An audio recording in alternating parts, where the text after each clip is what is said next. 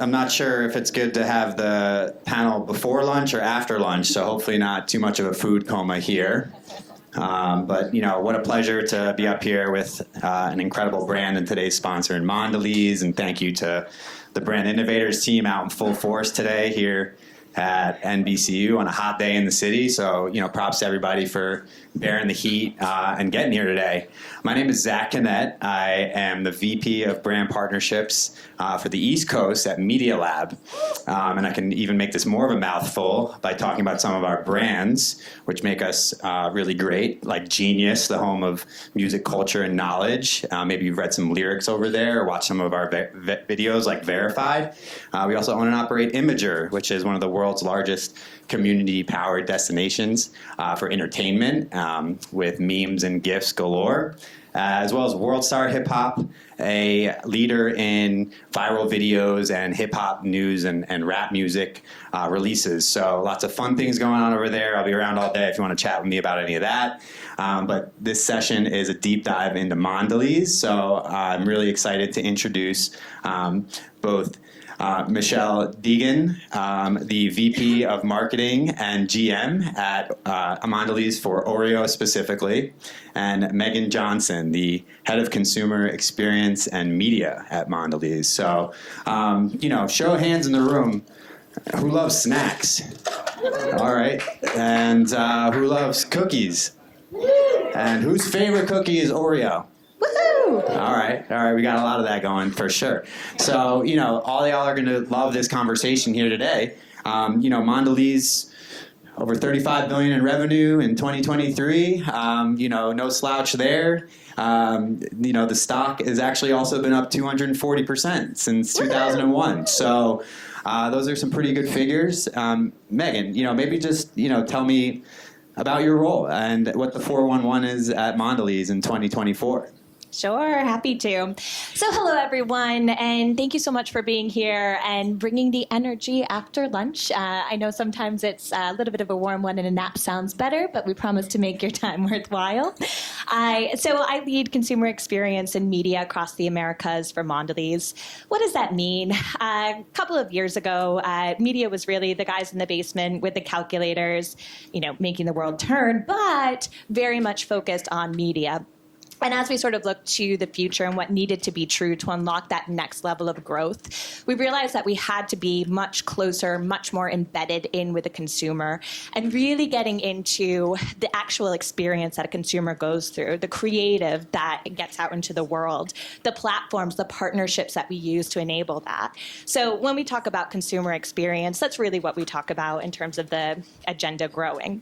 Now, Zach, thank you for talking about some of the great stats that we've had over the past year. And on a global level, for Mondelēz, 2003 was our best year ever as an organization.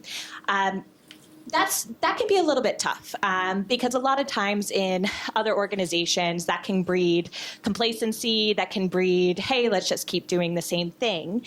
But with Mondelēz, we had to really set that aside and think about how we needed to break the things that potentially were working to get us there in order to then unlock that next level of growth and set us up for success in 24 and beyond.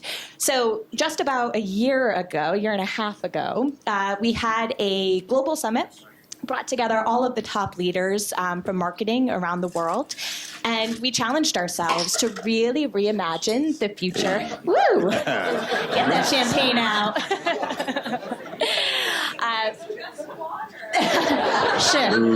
Sure. But what was really important was for us to reimagine the future of snacking. And with that, and really where Michelle's team has played a huge role, was how we reimagined the future of creativity. And there was three kind of pillars that we used to organize ourselves and really be able to look at the shifts that needed to be made. So we wanted to be clear, we wanted to be connected, and we wanted to be courageous. So I can pass over to Michelle to chat a little bit about her role and bringing that into maybe the first pillar. Sure. Hi, everybody. Thrilled to be here after lunch. Hopefully not the post-lunch slump. I am privileged to work on one of the most iconic brands in the US, and that is Oreo. And I use privileged as a word very intentionally because I believe our job as marketers, it is a privilege, and we own a brand for a short period of time, and it's our job to make sure they are brands are present in the world for as long as they have been. So Oreo has been present for 112 years, and part of my job is to try and make sure that it's present for another 112. So definitely don't feel that pressure on my shoulders every day, but truly do feel like I have one of the best jobs in marketing. What is at the core and center of our brand, if we talk about the pillar of being clear, it's really about knowing who you are and making sure that you activate that in every way as a brand. So on Oreo, we are a playful brand. We butt up against the human tension that is life is hard. Adulting is hard. And Oreo is really in the very unique position that it can help bring a moment of levity and connection to consumers. And if you think about that journey that the brand plays and how for 112 years it has played a role in consumers' lives, it has brought families together, as they've dunked their milk in their rituals of home time. It has connected people and made them feel like and have a joyous moment together. It's really an important job that we do as marketers, and sometimes I think we forget that too. Our job on Oreo is to bring fun and to bring that connection. And we also spend a lot of time trying to be iconic because Oreo is a very iconic brand, and we want to continue to be that very iconic brand. And that looks very different in different ways. But being iconic, I think sometimes you do big acts, you do small acts. They're not always the big gestures. But where it's always really important, I think, is to be very intentional and very distinctive. And if I think about the journey we've been on Oreo, and even as we started the year, we came back to the big game for the first time in 12 years. Oreo was present there. We really wanted to show up in a different way. We're evolving the brand to be a little more playfully provocative, a little more, tonally pushing the edges on it a little bit. As we look to continue to be in culture. But what's most important for Oreo is that we're distinctive and we're consistent. And actually, I think we may have a video of the big game, The Spot. We can play this and talk a little bit about it.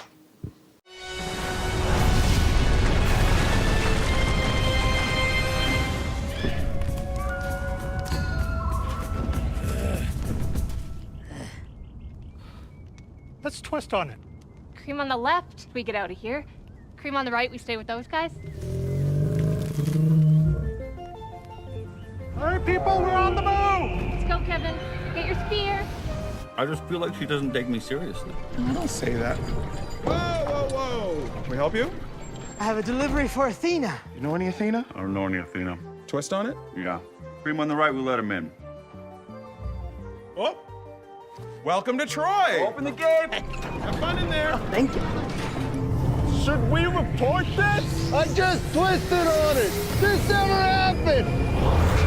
Cream on the left. I program you to think for yourself, my boy. You sure that's a good idea? It's artificial intelligence. It's the worst that could happen. Hello, Father. Yeah, absolutely not.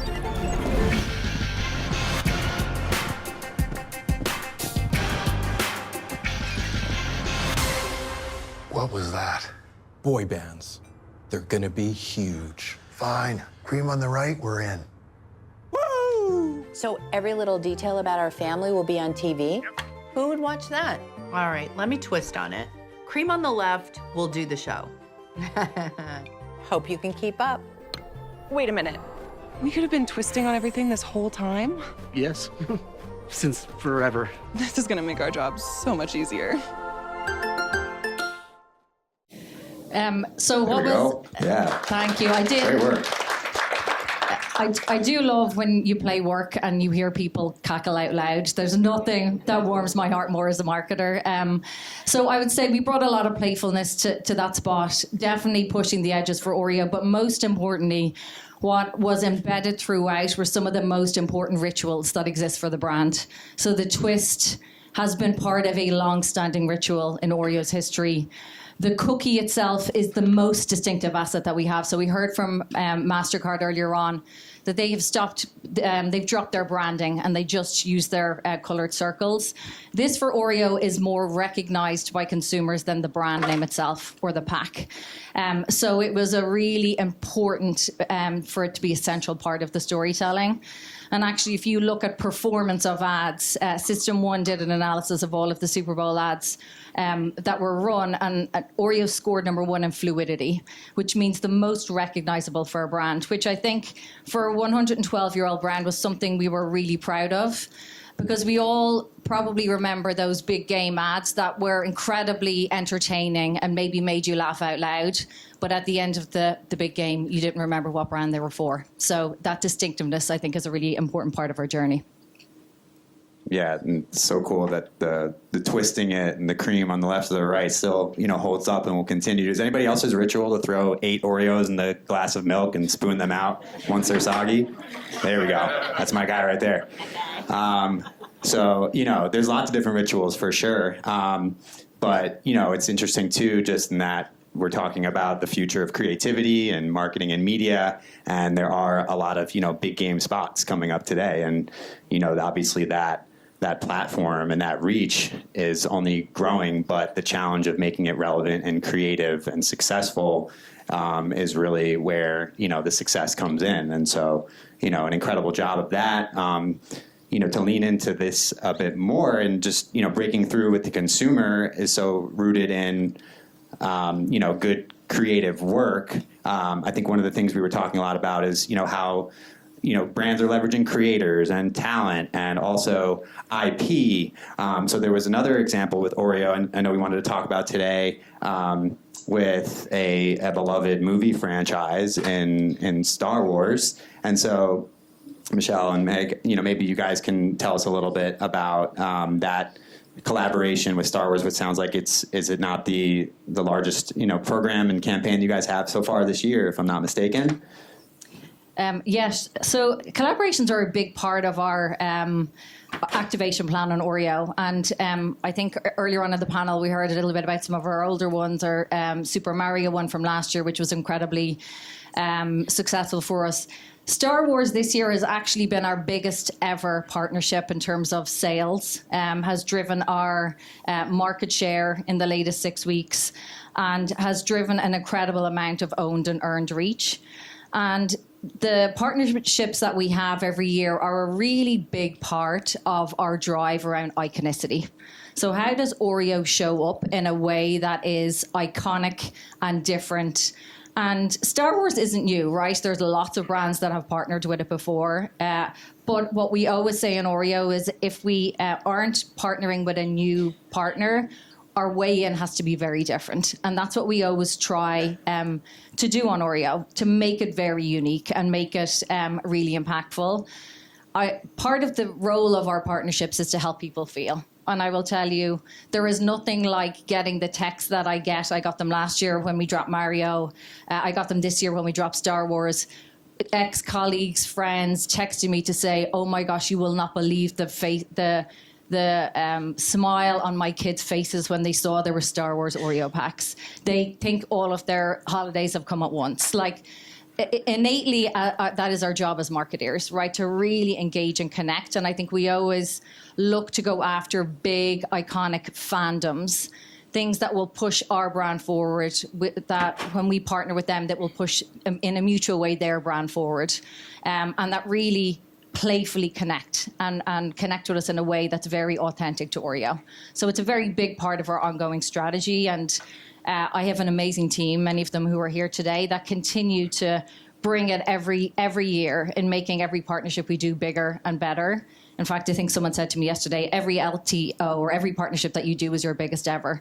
And that is truly a testament, because every year my team brings it up a notch and makes it more personalized and more engaging for consumers. So huge kudos. Shout out to the team. Mondelēz rolling deep today for sure. Hopefully we can meet some more of you before the day is out. I do think we have the spot for the Star Wars LTO, the dark side and the light side. I know which side I fall on. Within every one of us, a battle rages between light and dark, peace and power, cookies and cream. Your fate will find you, and when it does, one question remains. The light side or the dark side? Star Wars Oreo cookies. Open to discover your destiny. Yeah. And so, a quick question on this is sort of how did y'all land on Star Wars?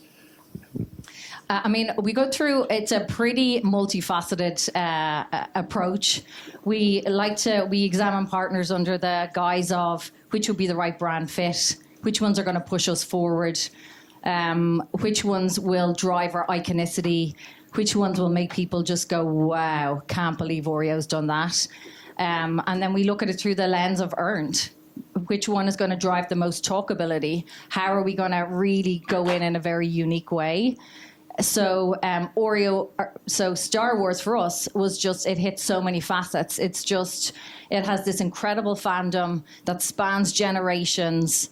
And it was a really nice way in for us to continue on our journey of building big, iconic partnerships. Amazing. And I know a lot of these examples really are rooted in, this brand ethos of being clear. And another one of those was being connected. And I know, Meghan, as your job of really overseeing the consumer experience across the holding company and on a global scale, that connectivity is, essential in your role. And, everything from figuring out what to do now that the cookie is crumbling, no pun intended, or, your guys rising up in the rankings of effective marketers around the world. So can you tell us a little bit more about that ethos of Mondelēz and connection and, how you guys are really focusing on that? Yeah, absolutely. So Mondelēz, we're incredibly fortunate to be a house of iconic brands. And at the heart of all of our brands are that we're snacking. And snacking is inherently a very personal thing. It's something that you eat. It's something that you share with your friends, your family, with your sons and daughters. It's something that people develop rituals around. We talked about Oreo and the twist, lick, and dunk. Even though that 37% of people actually bite the heads off of their animal crackers first. That's a true thing. Now, if we're able to tap into those rituals, if we're able to really give people personalized experiences that can tap into how they think about snacking, how they think about our brands and the role that it plays in their lives, that's where we truly win. And I think Justin and Jen in their earlier panel said it best. Really where we're going with this is how we can then leverage data and tech in order to improve that experience, in order to really grow that creativity. So that's something that's been a driving force behind a lot of the bigger bets that we're making in terms of future forward capabilities. So one of the bigger routes that we're going down is accelerating our zero first party data capture, leveraging our second party data as we think about our partnerships with platforms and with retailers, and how we can be smarter about using that data, not just to have more consumer experiences across the board, but to ensure that they are better consumer experiences. So that becomes really, really important, and also a very good filter for us to use as we're also testing out things like Gen AI in order to improve those consumer experiences.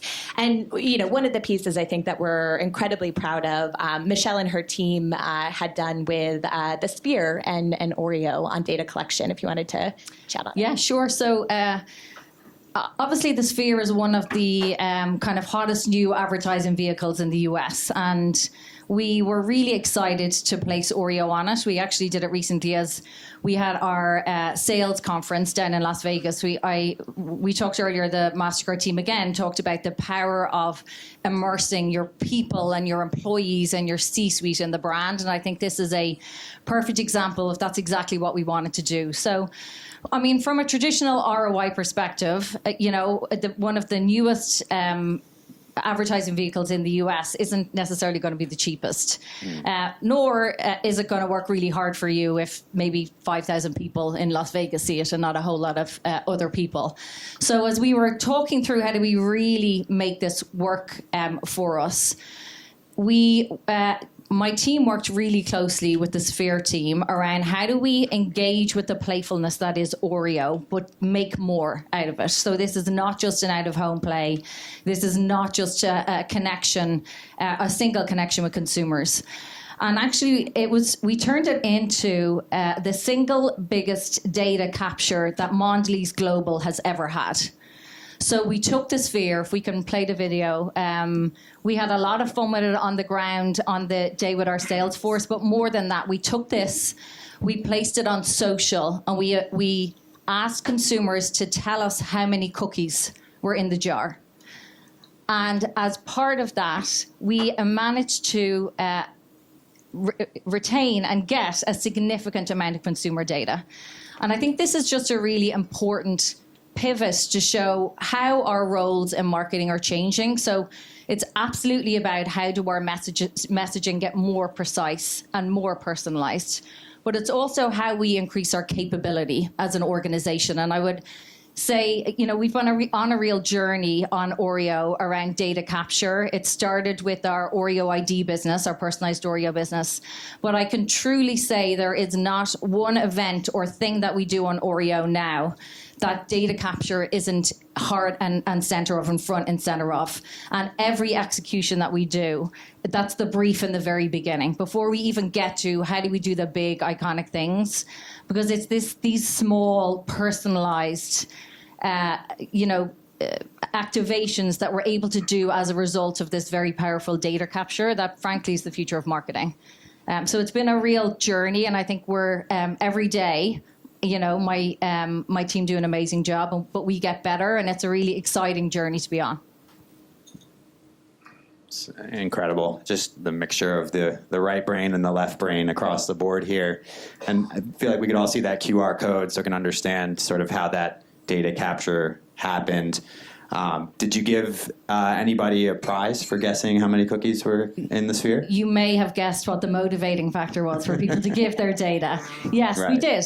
I mean, there was a cash prize at the end of it, which was a really powerful part of the program. So the best kind of prize. There we go. The best kind of prize. Also, a lifetime supply of Oreo cookies would be nice, but maybe for the next time. Next time. All right. Hamish, add that to the brief. Lifetime cookies or cash? There we go. Hamish has spoken. Isn't it the same thing? Cash one. I mean, we're going to be able to pay for things with Oreos pretty soon, the way the society's going. Yeah, there you go. Hamish, how many cookies were in there? 2,936. There we go. 2,936 apparently. Now you know. Well done. That's a big sphere. It is a big sphere. So what an incredible job being clear and connected that Mondelēz is doing. And, you know, I think the last sort of topic of, you know, we wanted to cover here was just the courageousness that the brand is pushing forward with. Obviously, the acute challenges of consumerism in the marketplace today, from, you know, disruption to consumer habits to inflation, doesn't make marketers' job any easier. But, you know, what is that sort of approach that Mondelēz is taking with courage, top of mind, and that boldness that you guys are trying to put forth across so many different brands in the company, which I know is not an easy thing, it sounds like.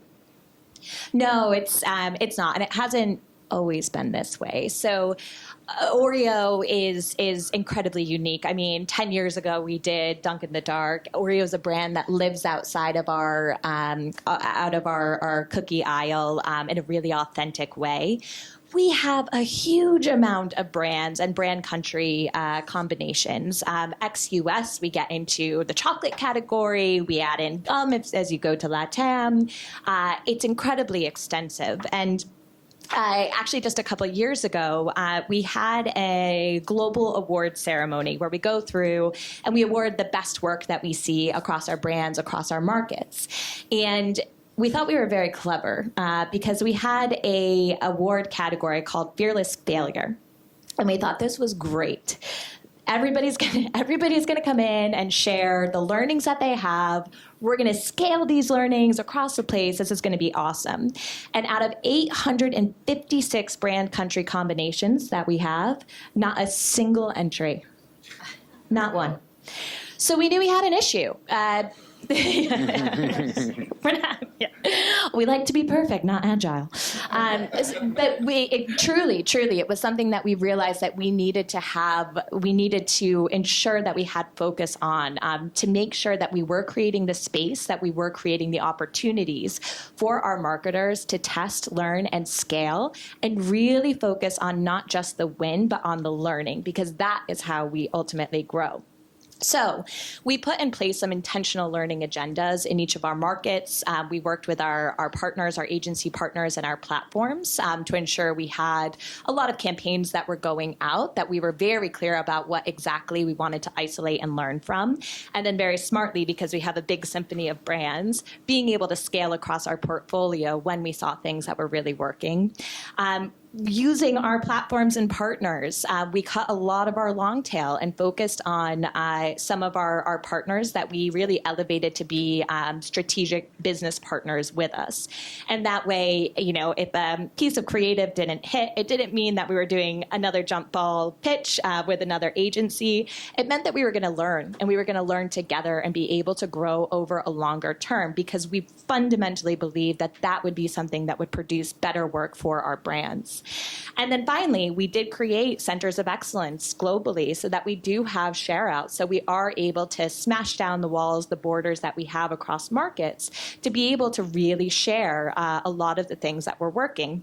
A great example actually was with Michelle and her team, and a lot of the concepting from the Super Bowl campaign you now see being picked up in different markets across MEU. So it's been it was a really interesting learning in itself to make sure that there is intentionality and that you are creating the space in order to have those conversations that get us to courageous work. Yeah, failing fast. So there's a lot of failures that get you to success. So there's a longer conversation to be had there, and I think we maybe have about 20 or so seconds left. I'm going to be generous. Michelle, I'd love for you to maybe take us home here and just let us know what excites you the most about the future for Mondelēz. I think what gets me up out of bed every day, not just working on an amazing brand, but knowing the potential for growth that still exists. So I think we've heard it earlier today. We're at such an incredibly exciting time within marketing. The marketing we have today, I mean, all of us spend a lot of time, many of us in the room spend a lot of time studying marketing. Some of us longer ago than others. But for all of those years, I mean, nothing that I learned in college is true for marketing today. So it's kind of a rip up the rule book and throw it out.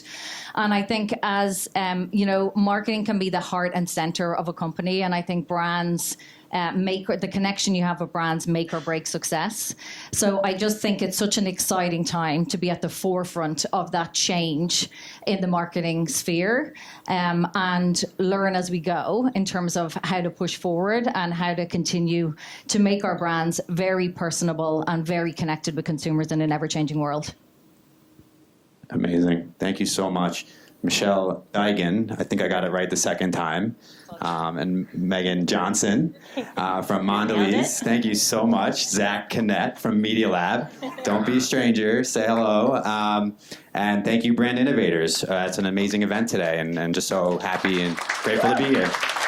Thank you. Thanks, Zach.